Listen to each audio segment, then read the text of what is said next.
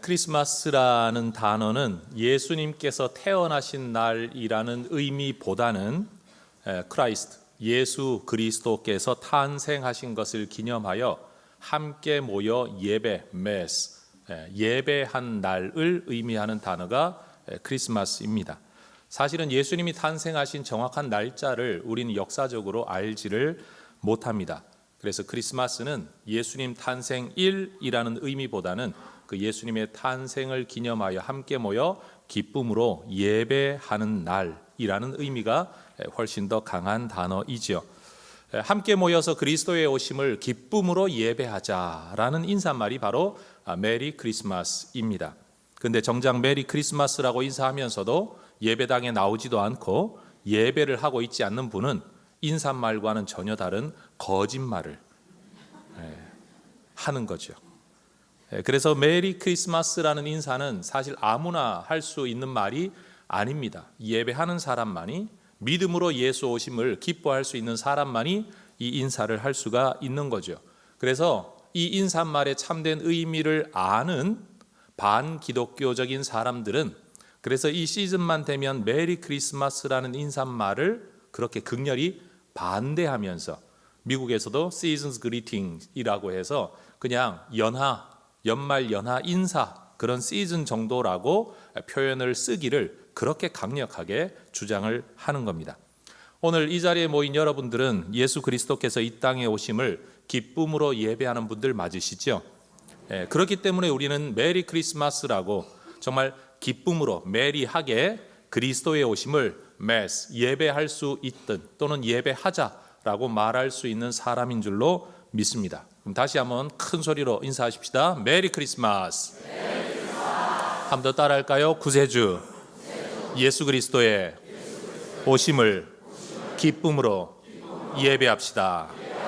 그러니 여러분, 누군가가 메리 크리스마스라고 인사를 하면 자, 그래, 잘 됐다, 너 나랑 예배하러 가자. 여러분, 이렇게 성탄절이 되면 예수 오심을 예배하자, 경배하자, 여러분 이렇게 서로 인사할 수 있는 우리가 되면 좋겠습니다. 그런데 여러분, 성경이 기록하는 그 첫 성탄, 그 날밤을 한번 상상해 보십시오. 예수님이 태어나시던 바로 그 날, 베들레헴 지역 어딘가에서는 밤이 되도록 양떼를 지키던 목자들이 있었습니다. 그리고 이 목자들은 아마 평생에 잊을 수 없는 한 사건을 경험하게 되었을 겁니다. 그때 이야기를 성경 그대로 한번 읽어보면 좋겠습니다. 화면에 나오니까요, 한 절씩 한번 교독해 보도록 하겠습니다. 자, 여성분들이 앞에 읽고 남성분들이 뒤에 읽는 겁니다. 저는 다 읽겠습니다. 저는 지금 중성입니다. 여성분들이 8절, 남성분들이 9절 해서 끝까지 한번 읽어보도록 하겠습니다. 시작. 그 지역의 목자들이 밤에 밖에서 자기 양떼를 지키더니 주의 사자가 곁에 서고 주의 영광이 그들을 두루 비추매 크게 무서워하는지라. 천사가 이르되 무서워하지 말라. 보라, 내가 온 백성에게 미칠 큰 기쁨의 좋은 소식을 너희에게 전하노라.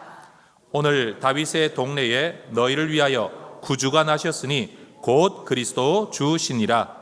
너희가 가서 강보에 쌓여 구유에 뉘어 있는 아기를 보리니 이것이 너희에게 표적이니라 하더니 호련히 수많은 천군이 그 천사와 함께 하나님을 찬송하여 이르되 지극히 높은 곳에서는 하나님께 영광이요 땅에서는 하나님이 기뻐하신 사람들 중에 평화로다 하니라.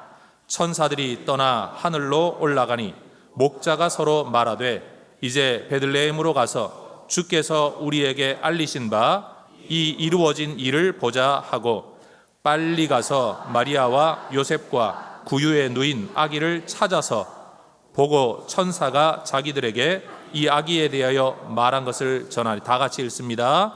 목자들은 자기들에게 이르던 바와 같이 듣고 본 그 모든 것으로 인하여 하나님께 영광을 돌리고 찬송하며 돌아가니라.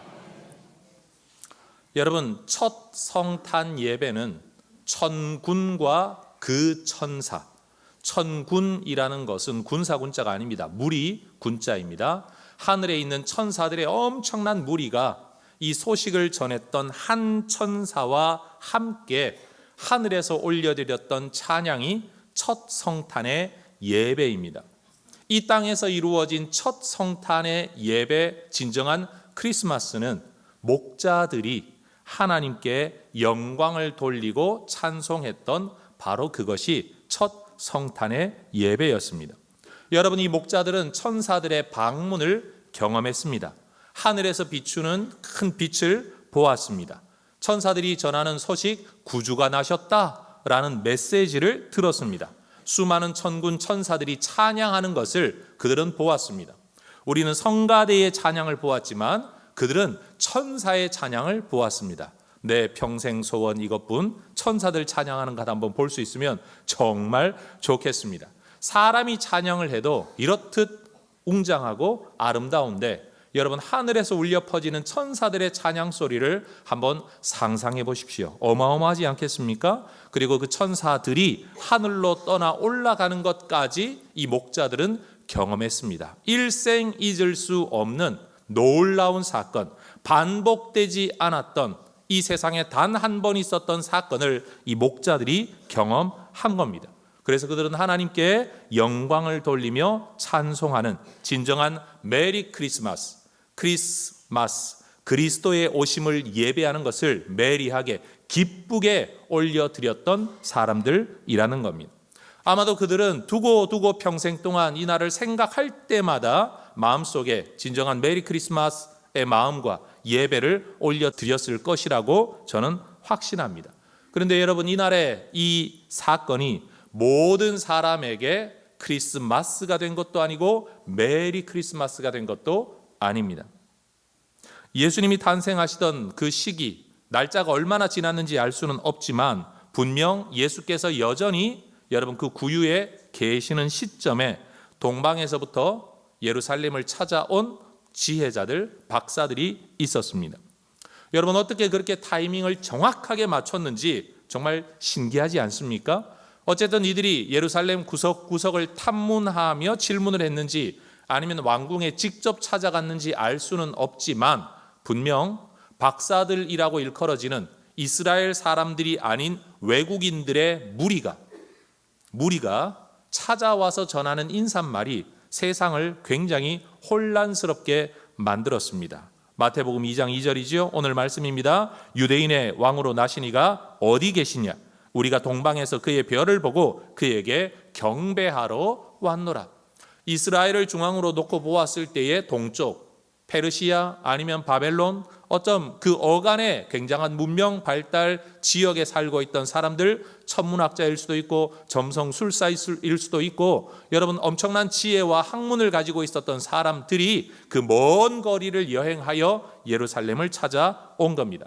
여러분, 한자어 가운데 경천동지라는 말이 있습니다. 하늘을 놀라게 하고 땅을 움직일 만한 어떤 사건이나 소식을 말하죠.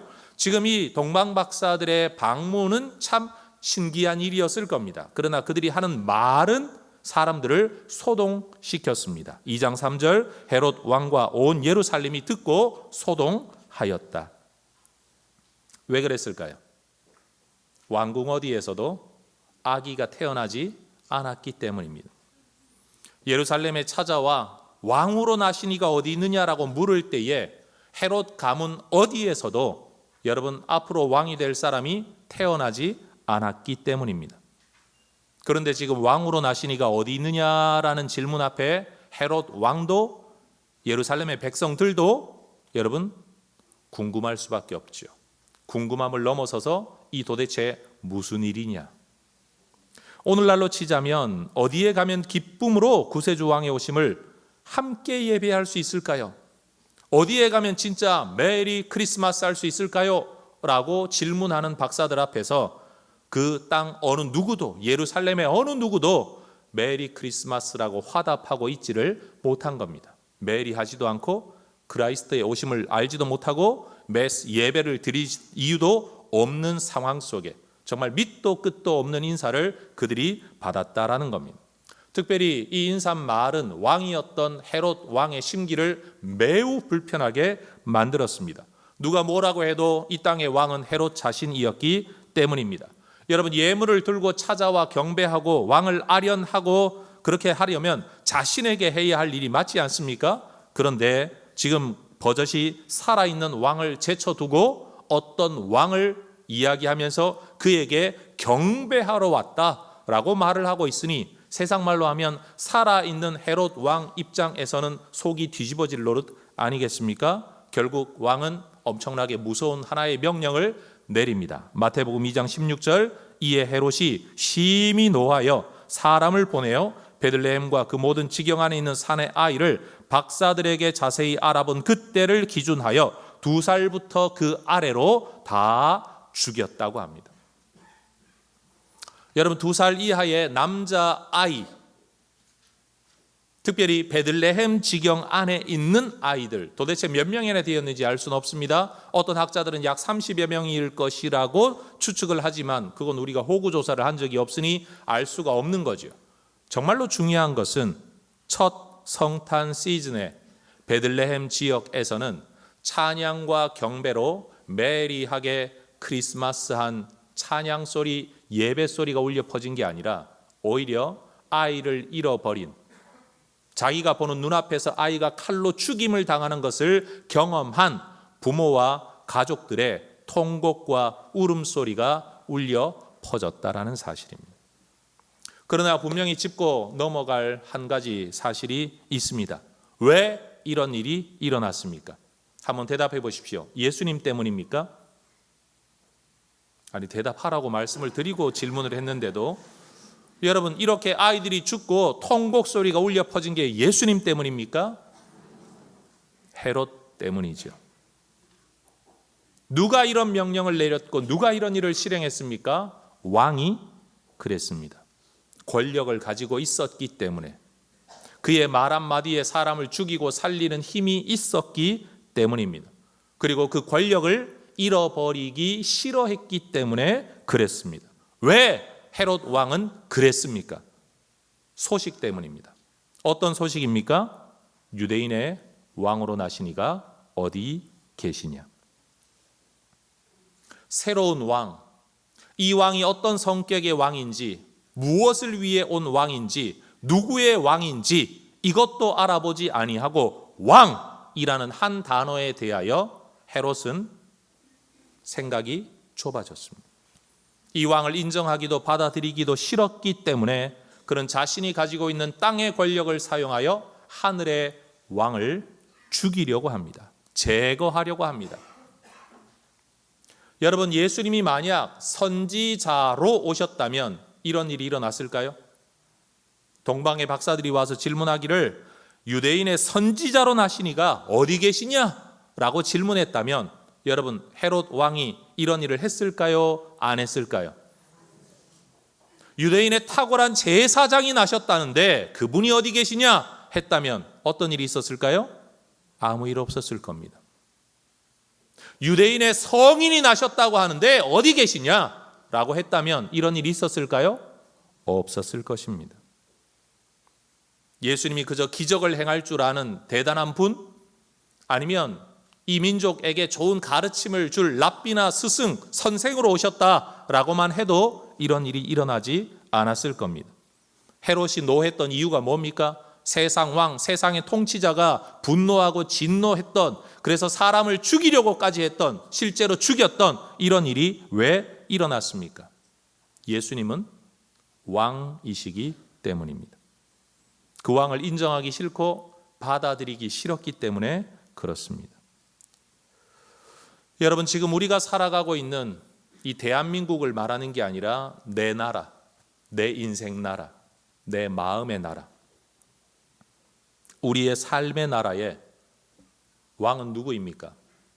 아마 우리 모두 자신일 겁니다. 내가 내 인생의 주인이고 내가 내 삶의 왕이죠. 내 뜻대로, 내가 원하는 대로, 내가 주권을 가지고 내가 꿈꾸는 인생을 살아가려고 우리는 다 그렇게 살아가고 있습니다. 만약 그런 우리에게 왕으로 나시니가 어디 계시냐? 그 앞에 유대인의 왕이 아니라 네 인생의 왕으로 나시니가 어디 계시냐라고 누군가가 질문한다면 여러분, 우리는 어떻게 반응을 할까요?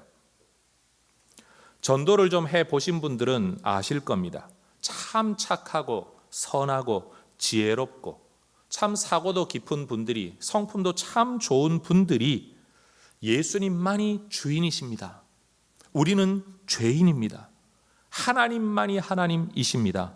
성경만이 진리입니다.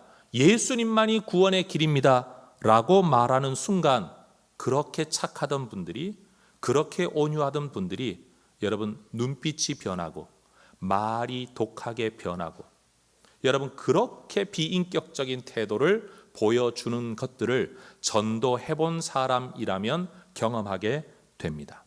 참 놀라운 일이에요. 여러분 우리도 우리 안에 숨겨두었던 마음의 칼을 꺼내어 휘두르면서 내 인생의 주인이 예수님이시다, 또는 주님 뜻대로 내가 인생을 살겠다라는 진리와 선포와 설교와 가르침에 대하여 굉장히 부정적으로 반응하고 싶은 내 마음속에 일어나는 마음들을 여러분 우리는 다 경험해 본 경험이, 기억이 있을 것입니다. 여러분 분명 예수를 믿습니다. 하나님을 예배합니다.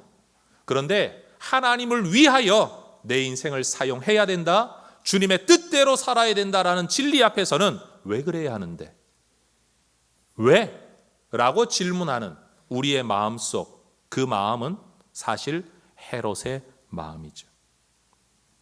자기 왕권을 유지하기 위해 아기들까지 무참히 죽이는 이 헤롯, 그는 에덴 동산에서 하나님의 왕 되심을 거부하고 내가 왕이 되겠다라고 생각했던 아담의 죄가 여러분 바로 헤롯이 행했던 그 일입니다.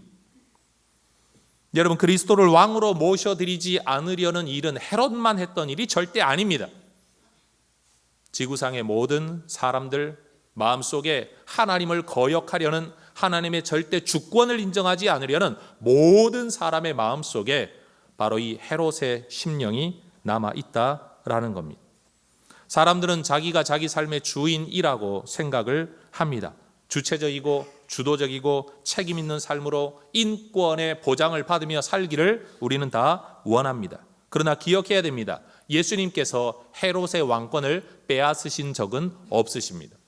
우리 주님은 이 땅에 왕이 되기 위해 오신 분이 아니라 영원한 나라의 왕으로 우리에게 오셨습니다. 많은 사람들이 오해합니다. 예수 믿고 살면 원하는 시간도, 원하는 돈도, 원하는 삶도 내 뜻대로 살아갈 수 없는 것, 내 인생을 빼앗길 것에 대하여 염려하고 있지만 사실 예수님은 내 인생을 빼앗기 위해 오신 분이 아니라 내 인생에 생명을 주시기 위해 내 삶을 더욱더 부유하고 풍성하게 만들어 주시려고 오신 분인 줄로 믿습니다. 그런데도 세상 사람들은 예수의 왕 되심을 선포하고 예수의 구세주 되심을 선포하면 언제나 빼앗길 것만 생각하면서 헤롯처럼 반응한다라는 겁니다. 누구나 사람들은 자기가 자기의 주인이 되기를 원합니다.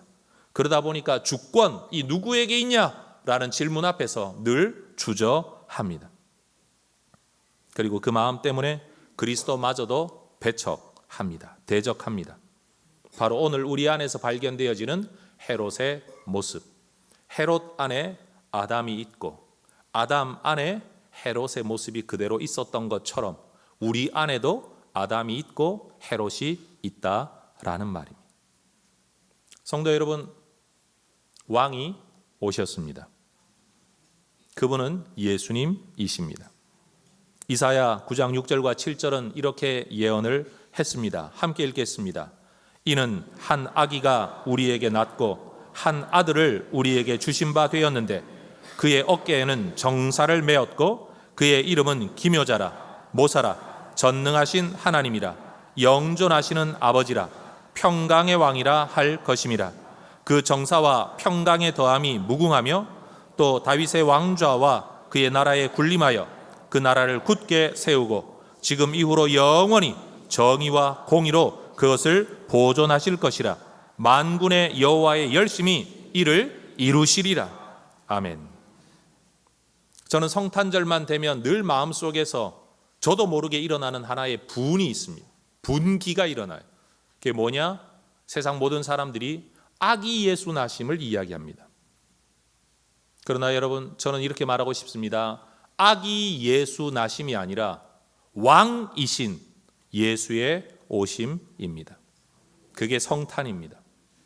사람들, 특별히 믿지 않는 사람들도 아기 예수의 태안생 정도는 얼마든지 축하할 수 있습니다. 왜요? 옆집 아이 태어난 것도 우리는 축하할 수 있으니까요. 심지어 감옥 안에서 아이가 태어났다고 해도 우리는 그 아이를 축하하며 기뻐하며 얼마든지 즐거워해 줄 수 있습니다. 생명은 얼마나 고귀한 것입니까? 그러나 여러분, 이 세상에 존재하는 많은 생명 가운데 한 생명의 태어남으로 우리가 성탄절을 맞이하는 게 아니라 구세주 예수 그리스도 왕의 오심을 우리는 기뻐하며 예배해야 된다라는 말입니다. 옆집 아이 태어난 것, 우리 집 아이 태어난 것처럼 성탄절을 보내어서는 안 된다라는 말입니다. 여러분, 한 나라의 옛날 왕국 시대에 왕이 태어나고 아니면 왕자가 태어나면 여러분, 그 나라는 며칠이고 몇 달이고 잔치를 합니다. 왜요? 이 얼마나 낭비입니까? 그러나 어떤 왕국도 왕자의 태어남을 그리고 잔치를 축하를 낭비라고 여기지 않았습니다. 여러분, 성탄의 예배가 우리에게 낭비로 여겨지지 않기를 저는 주의 이름으로 축원합니다. 우리 집 아이 생일 선물은 거하게 하는 분들이 정작 성탄이 되었을 때 하나님께 드리는 예배와 예물에 대하여 마음속에서 일어나는 인색함이 있다면 우리는 우리 자신을 돌아보아야 합니다. 성도 여러분, 왕이 오셨습니다. 세상은 고사하고 심지어 교회 안에서조차도 이 왕을 알지 못하고 알려 하지도 않고 받아들이려고 하지도 않는 세태를 우리는 지금 살아가고 있지만 사실 이런 모습은 우리만 그런 게 아니라 여러분, 요한 복음을 기록한 사도 요한도 그 시대의 예수님의 오심에 대하여 이런 기록을 남겨주었습니다. 자, 성경 같이 한번 교독합니다. 이번에는 남성분들이 1절, 여성분들이 2절이고 순서대로 끝까지 한번 교독해 보도록 하겠습니다. 요한복음 1장 내용입니다. 시작. 태초에 말씀이 계시니라. 이 말씀이 하나님과 함께 계셨으니 이 말씀은 곧 하나님이시니라. 그가 태초에 하나님과 함께 계셨고 만물이 그로 말미암아 지은 바 되었으니 지은 것이 하나도 그가 없이는 된 것이 없느니라. 그 안에 생명이 있었으니 이 생명은 사람들의 빛이라. 빛이 어둠에 비추되 어둠이 깨닫지 못하더라. 참 빛 곧 세상에 와서 각 사람에게 비추는 빛이 있었나니 그가 세상에 계셨으며 세상은 그로 말미암아 지은 바 되었으되 세상이 그를 알지 못하였고 자기 땅에 오매 자기 백성이 영접하지 아니하였으나 영접하는 자 곧 그 이름을 믿는 자들에게는 하나님의 자녀가 되는 권세를 주셨으니 이는 혈통으로나 육정으로나 사람의 뜻으로 나지 아니하고 오직 하나님께로부터 난 자들이니라. 말씀이 육신이 되어 우리 가운데 거하심에 우리가 그의 영광을 보니 아버지의 독생자의 영광이요 은혜와 진리가 충만하더라. 다 같이 본래 하나님을 본 사람이 없으되 아버지 품속에 있는 독생하신 하나님이 나타내셨느니라.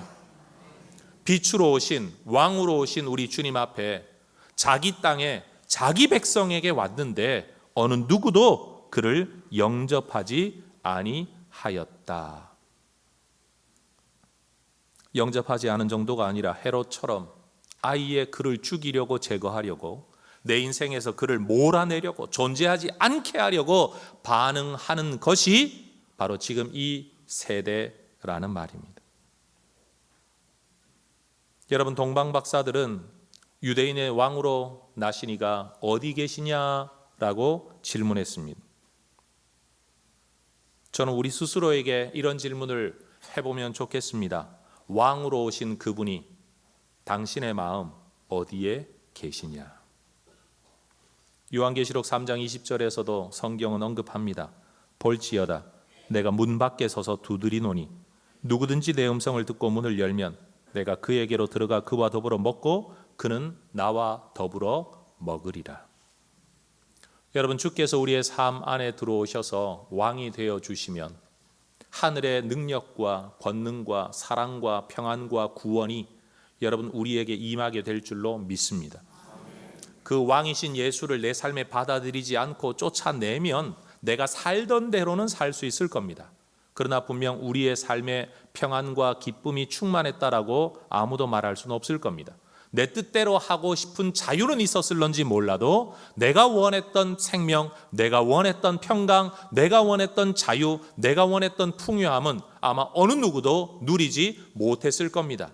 그런데 오히려 주권을 빼앗기는 것 같지만 실제로는 빼앗기는 것이 아니라 내 주권을 더 하나님의 은혜 안에 부유하게 사용하시려는 진짜 생명의 왕, 평강의 왕, 그 예수님이 우리 삶 안에 들어오시면 여러분 우리의 삶이 변하게 될 줄로 믿습니다. 저는 이 구절로 오늘 설교를 마치기를 원합니다. 로마서 8장 32절입니다. 자기 아들을 아끼지 아니하시고 우리 모든 사람을 위하여 내주신 이가 어찌 그 아들과 함께 모든 것을 우리에게 주시지 아니하시겠느냐. 모든 것. 이 모든 것이 무엇을 의미하는지 저는 알지 못하겠습니다. 사실 우리는 돈만 원하는데 예수 믿고 돈을 벌지 못하니까 그 모든 것이 아니지 않습니까? 라고 말할 수 있지만 우리가 생각하는 모든 것과 성경이 기록하고 하나님이 우리에게 주시려는 모든 것 사이에는 분명 어느 정도의 차이가 있는 것은 분명한 것 같습니다. 그러나 분명 성경은 말합니다. 자기 아들을 아끼지 아니하시고 내어주신 이가 어찌 그 아들과 함께, 다시 말해 그 아들을 믿고 받아들이고 왕으로 모신 그들에게만 모든 것을 주시지 아니하시겠느냐. 여러분 예수님께서 우리에게 주시려고 하는 것들을 받아 누리는 우리의 삶이 될 수 있기를 주의 이름으로 축원합니다. 성도 여러분, 왕이 오셨습니다. 내 삶을 생명으로 이끌어 주실, 평강으로 이끌어 주실, 진정한 평화로 다스려 주실, 영원한 생명뿐만 아니라 이 땅에서도 우리의 필요를 채우시고 우리의 걸음을 인도하실, 세상 방법으로 살아야 된다라고 생각하는 우리에게 하늘의 방법, 예수 따르는 방법으로 살아도 충분히 하나님의 은혜 안에 더 부유한 삶을 살 수 있다라고 가르쳐 주시는 선생이고 빛이신 예수님께서 오셨습니다. 따라하십시다. 왕으로 나신 이가 어디 계시냐? 한 번 더요. 왕으로 나신 이가 어디 계시냐? 기도하겠습니다.